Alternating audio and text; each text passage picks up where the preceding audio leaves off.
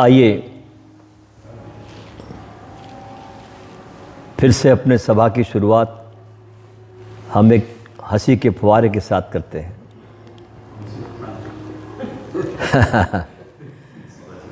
हमारे एक बहुत अच्छे मित्र, जैसे ओशो के थे मुल्ला नसरुद्दीन, ऐसे हमारे मित्र हैं मुसीबत लाल।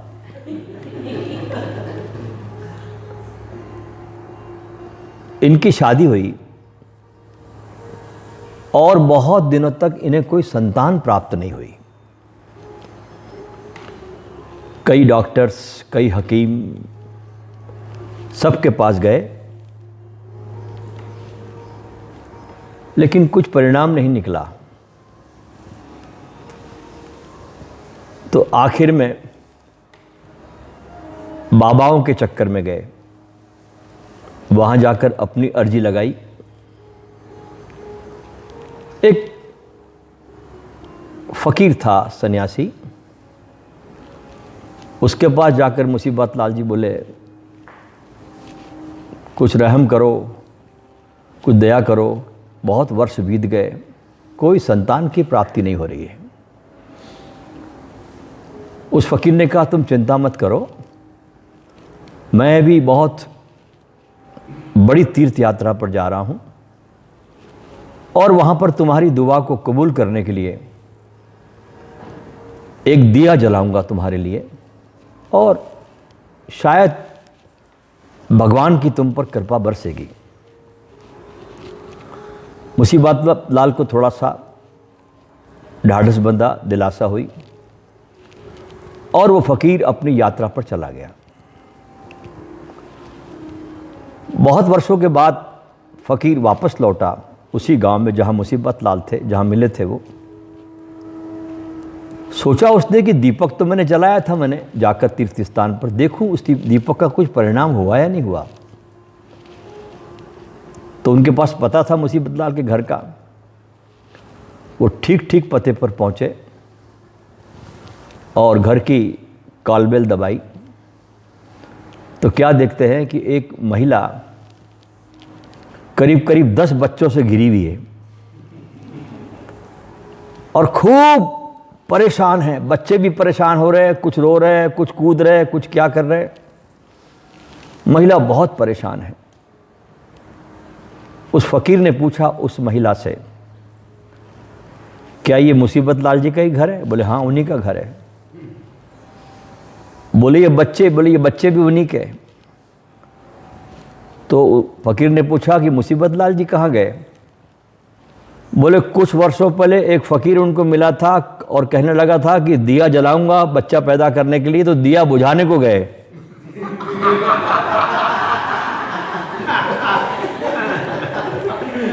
वे दिया बुझाने को गए।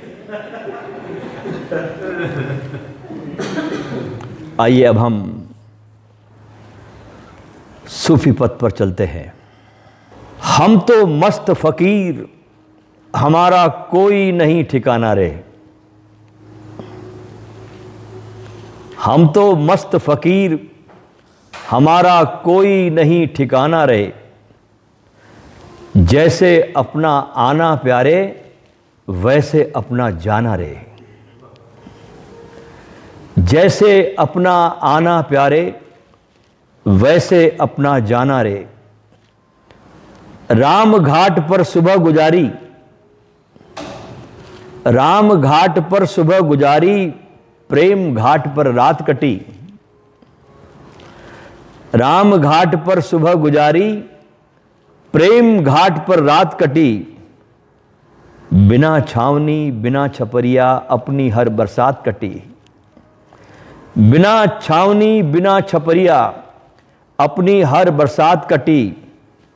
देखे कितने महल दुमहले, देखे कितने महल दुमहले, उनमें ठहरा तो ये समझा। देखे कितने महल दो महले, उनमें ठहरा तो ये समझा। कोई घर हो, कोई घर हो, भीतर से तो हर घर है वीराना रे। भीतर से तो हर घर है वीराना है।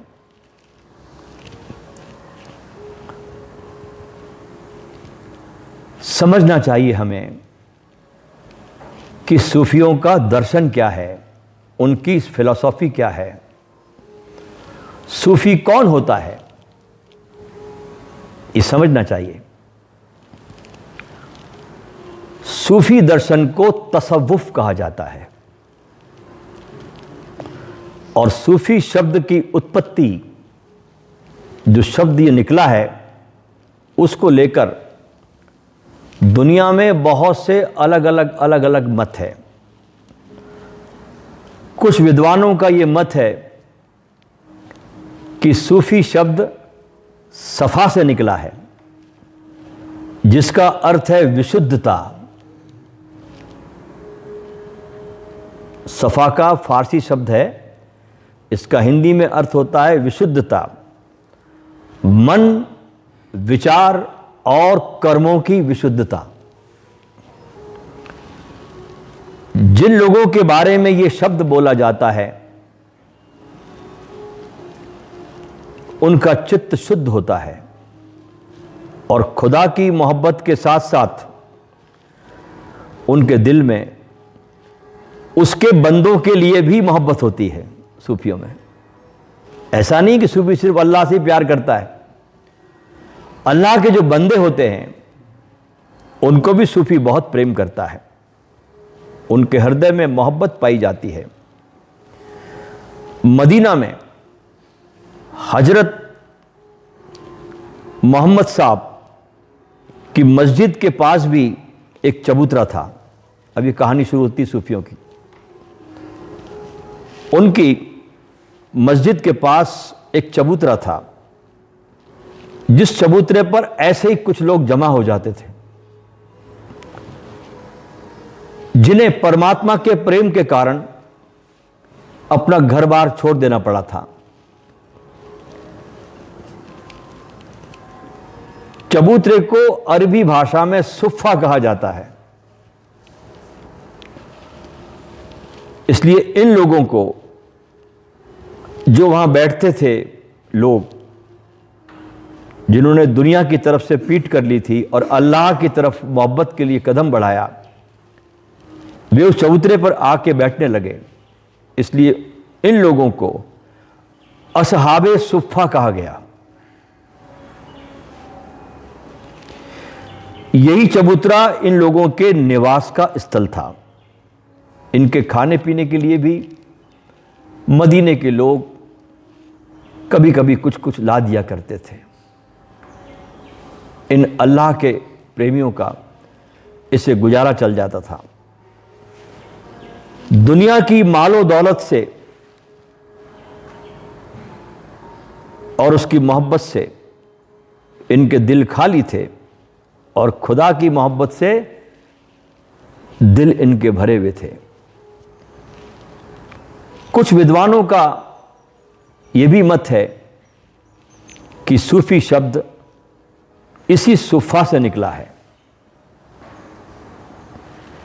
अब सूफियों का तरीका क्या है, ये तो हमने समझा कि सूफी शब्द की उत्पत्ति कहां से हुई। अब आते हैं इनके तरीकात पर। सूफियों ने दुनिया को प्यार की और अमन की तालीम दी है। दो तालीम इन्होंने दी, प्यार की, इश्क की और अमन की। पैगंबर मोहम्मद साहब के ज़माने तक, उसके पहले किसी को भी सूफी कहने का रिवाज नहीं था। आज से 1500 साल के पहले हजरत मोहम्मद जब आए तो इनके साथ ही सूफियाना धर्म का उदय होता है और इनका उसूल होता है कि परमात्मा की रहमत के अनुसार जिंदगी को गुजारना ही दीन है। इसी को धर्म कहा जाता है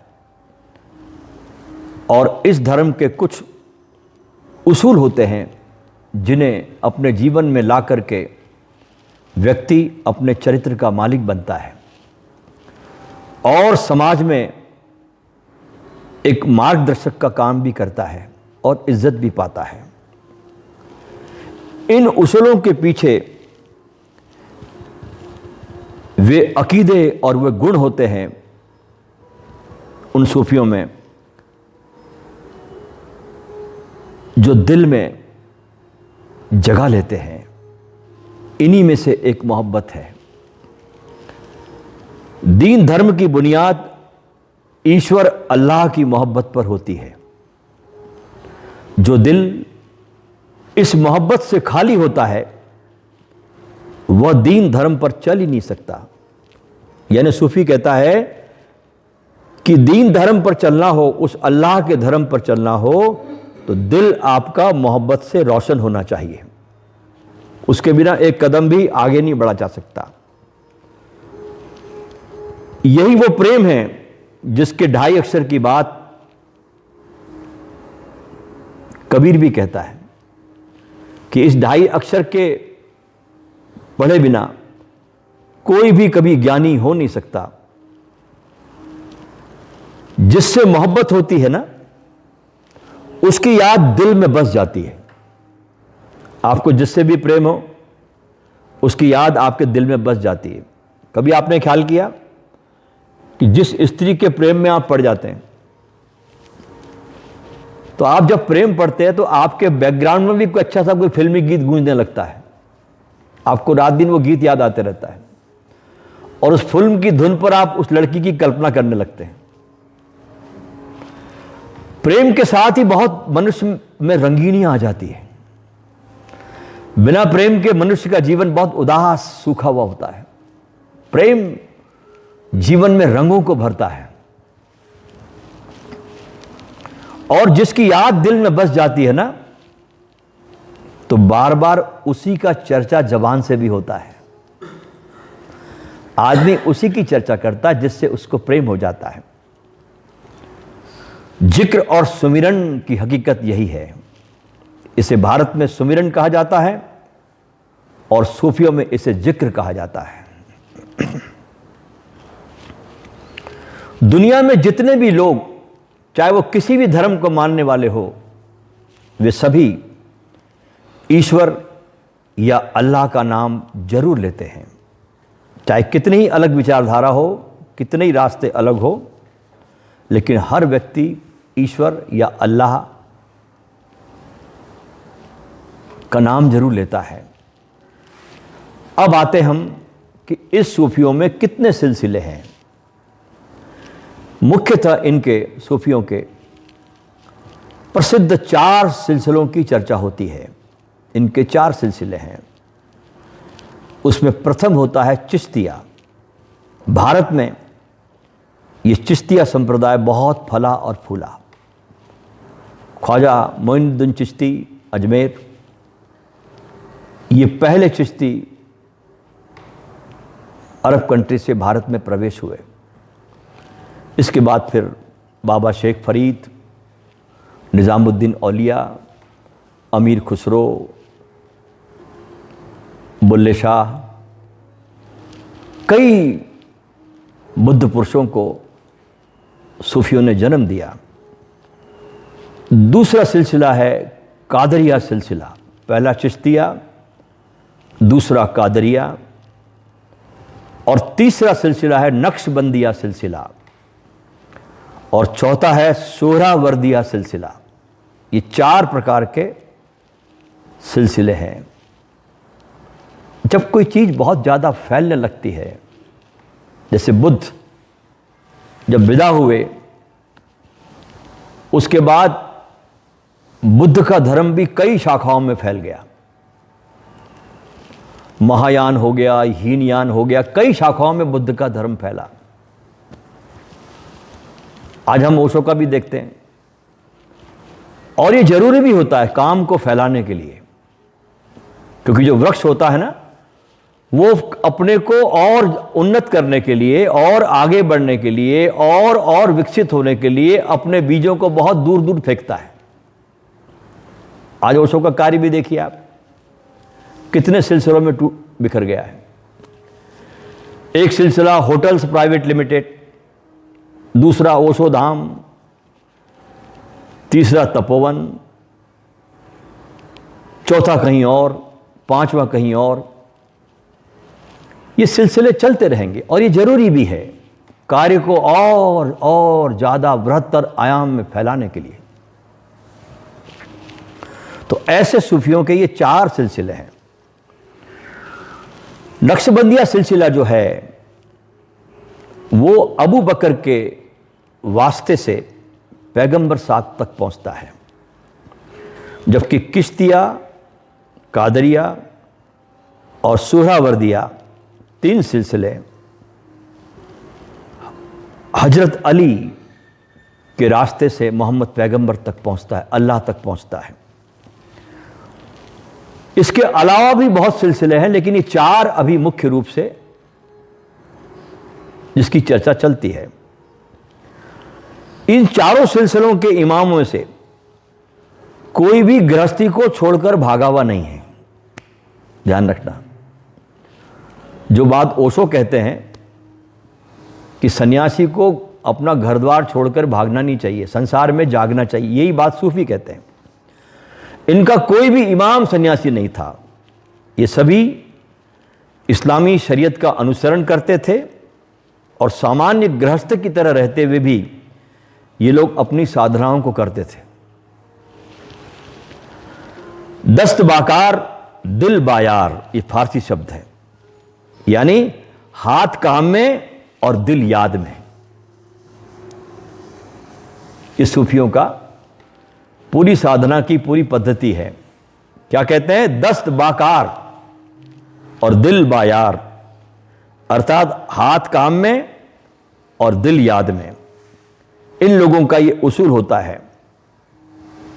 आज ये लोग मिलते हैं सूफी, तो अब लोगों को पहचानना मुश्किल होता है।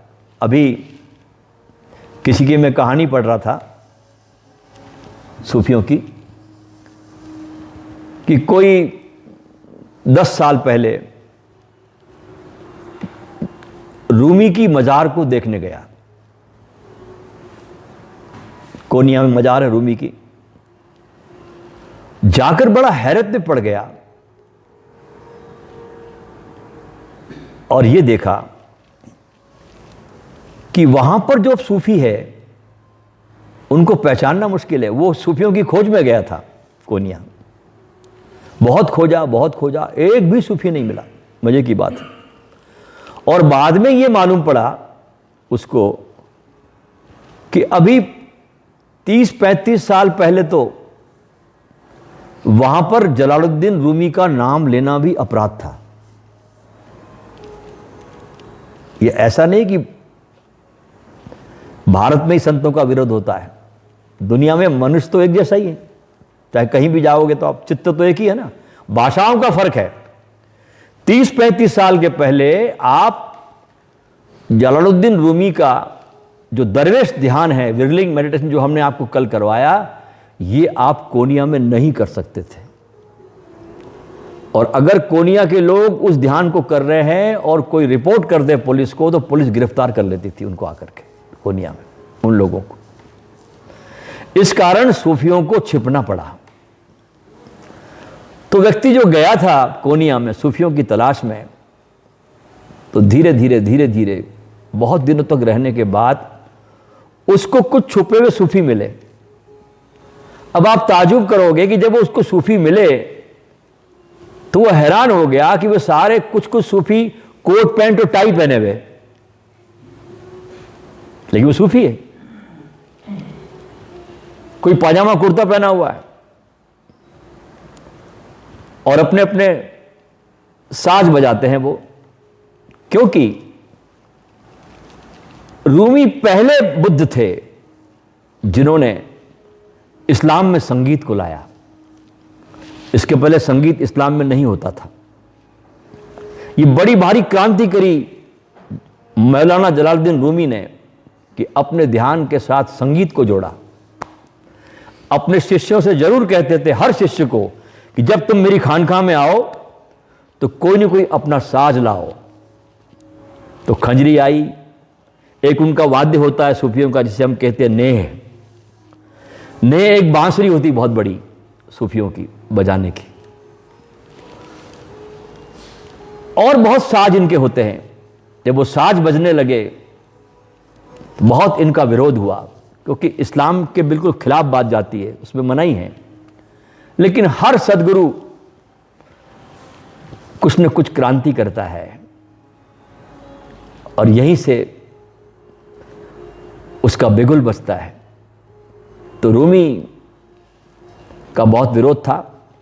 ये तो रूमी के किताबों का अनुवाद जब पूरे पश्चिम की भाषा में होने लगा, और जब लोगों ने रूमी को पढ़ना शुरू किया, रूमी के कहानियों पर जब प्ले होना शुरू हुआ थिएटरों में, और जब रूमी के गीतों की उसके बारे में लोकप्रियता बढ़ी, और जब पूरा विश्व कोनिया आने लगा उनकी मज़ार को देखने के लिए, तब सरकार जागी कि ये जो व्यक्ति का हम विरोध कर रहे हैं ये तो हमारे लिए सोने की खान है।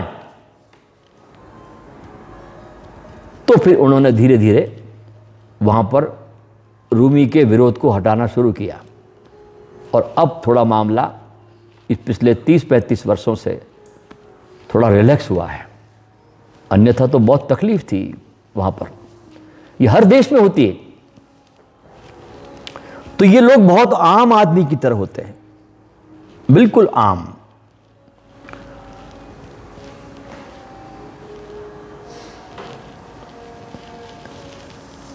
और इन सूफियों ने आत्मज्ञान और ब्रह्म के साक्षात्कार को सारे लोगों के लिए बहुत सुलभ किया,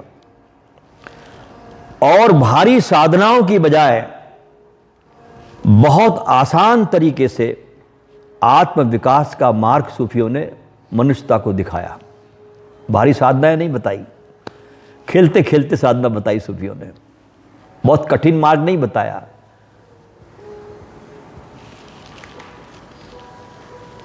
हर एक आस्तिक अपने मालिक को किसी न किसी नाम से याद करता ही है। अपने पैदा करने वाले को कोई नाम जरूर पुकारता है, और जो आदमी जिस जुबान को जानता है उसी में उसका नाम लेता है। हम ईश्वर कहते हैं, परमात्मा कहते हैं, प्रभु कहते हैं। मुसलमान लोग अल्लाह कहते हैं। वहां तो उनके 100 नाम हैं, अल्लाह के 99 नाम है।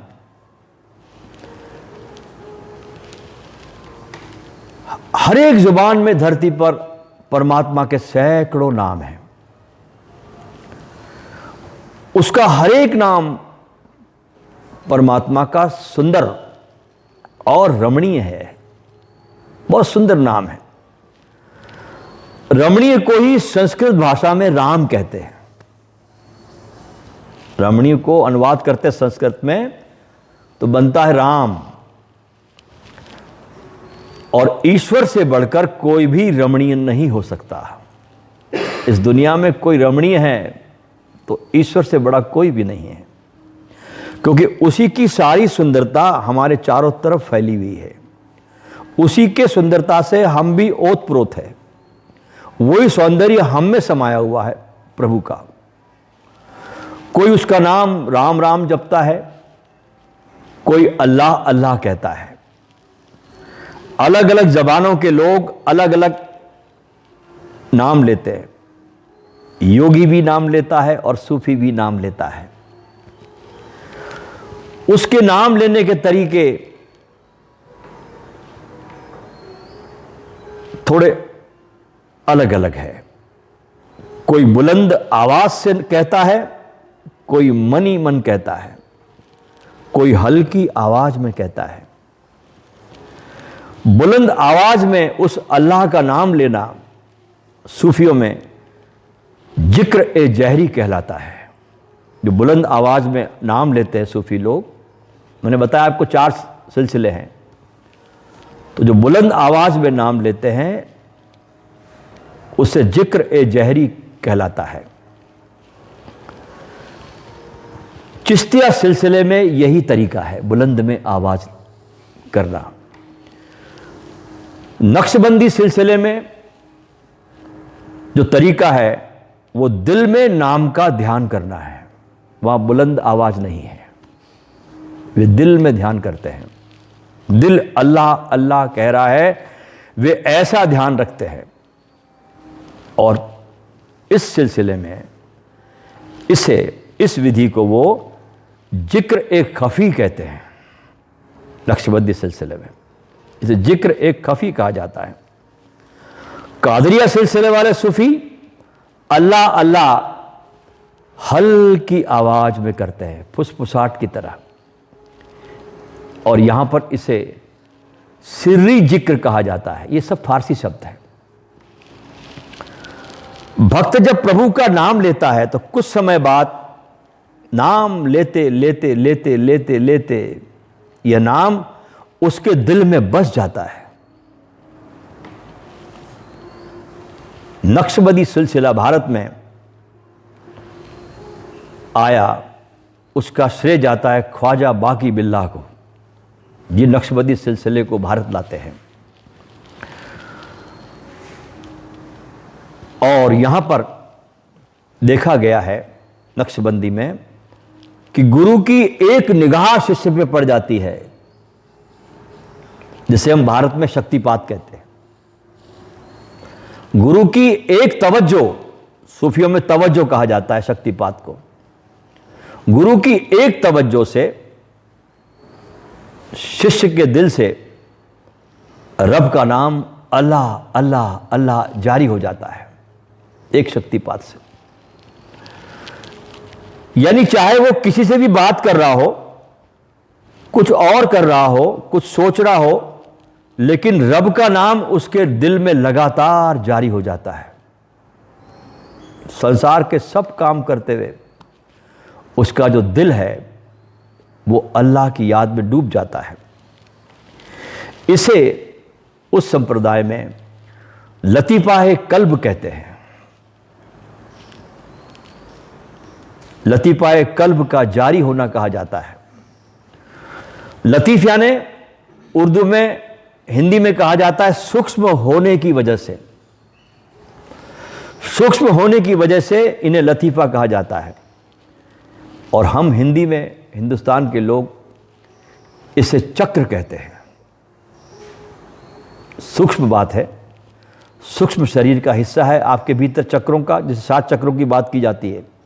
देखिए, कोई कितने भी धर्म अलग अलग हो, लेकिन आखिर बात एक ही आ जाती है। ढंग अलग अलग है कहने के।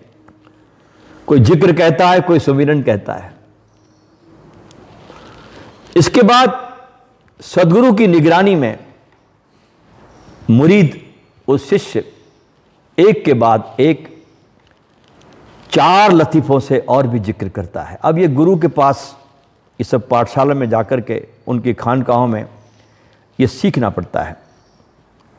और ये सीखने के लिए सदगुरु सूफियों में प्रमुख तत्व है। और कहते हैं कि जब अल्लाह का जिक्र 2 भावों के बीच में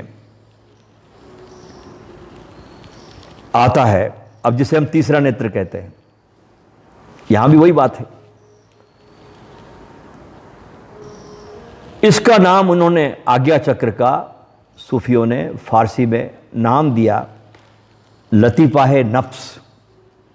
आज्ञा चक्र से जब अल्लाह का जिक्र होता है, मतलब उसकी याद से जब आप भर जाते हो इस आज्ञा चक्र पर आकर के, इस आज्ञा चक्र पर जब आपकी पूरी कुंडलनी शक्ति जाग कर आती है, यहां पर जो अनुभव होता है परमात्मा का, उसे सूफी लतीफ़ाए नफ्स कहते हैं। ये माथे पर दोनों भावों के दरमियान होता है। 7वां लतीफ़ा सूफियों में कहा जाता है लतीफ़ाए उम्मुद, यानी सहस्त्रार की बात हो रही है अभी, जिसे हम सहस्त्रार चक्र कहते हैं। यह लतीफ़ा सिर के बिल्कुल बीचों बीच होता है, ऊपर का आखिरी चक्र। यह चक्र कैसा है? ये चक्र ऐसा है जिसकी गोरख बात करते हैं। गोरख ने चक्र के बारे में बड़ा सुंदर बात बोली। गोरख कहते हैं, इसे गोरख ने गगन मंडल कहा, आपके इस सिर को। गोरख कहते हैं गगन मंडल में ऊंधा कुआं, उल्टा कुआं, मतलब आपके ऊपर रस बरस रहा है। ध्यान रखना, यहां जब ऊर्जा जाती है तो वो ऊर्जा आप पर बरसनी शुरू हो जाती है। तो गोरख कहते हैं गगन मंडल में ऊंधा कुआं, तहां अमृत का बासा। वहां अमृत निवास कर रहा है। गगन मंडल में ऊंधा कुआं, तहां अमृत का बासा। सगुरा होवे तो भर भर पीवे और निगुरा जावे प्यासा। जिसको गुरु से प्रेम है बेइंतहा, वो तो गुरु को स्मरण करके उस अमृत को पीता है, और जिसके जीवन में गुरु नहीं है वो प्यासा ही जीवन भर रह जाता है। और ये मार्ग सूफियों का बहुत सरल, बड़ा सहज होता है। आज जो हम ध्यान करने जा रहे हैं, यह भी सूफियों की एक बड़ी गजब की पद्धति है। सूफी कहते हैं कि तुम्हारे भीतर एक ऐसा तत्व भी है जो बिल्कुल ठहरा हुआ है, इंद्रियों के पार है, विचारों के पार है, शरीर के पार है, सबके पार कोई एक तत्व है, कोई कील है। जैसे चाक घूमता है, तो चाक घूमता ही तब है जब उसके केंद्र में कोई कील हो, तो चाक घूम नहीं सकता। ऐसे ही सूफी कहते हैं कि तुम्हारे भीतर कोई तत्व है जो बिल्कुल ठहरा हुआ है। उस तत्व को जान लेना ही तरीकात है सूफियों का। कैसे जानेंगे? तो उसके लिए उन्होंने कुछ विधियां विकसित की।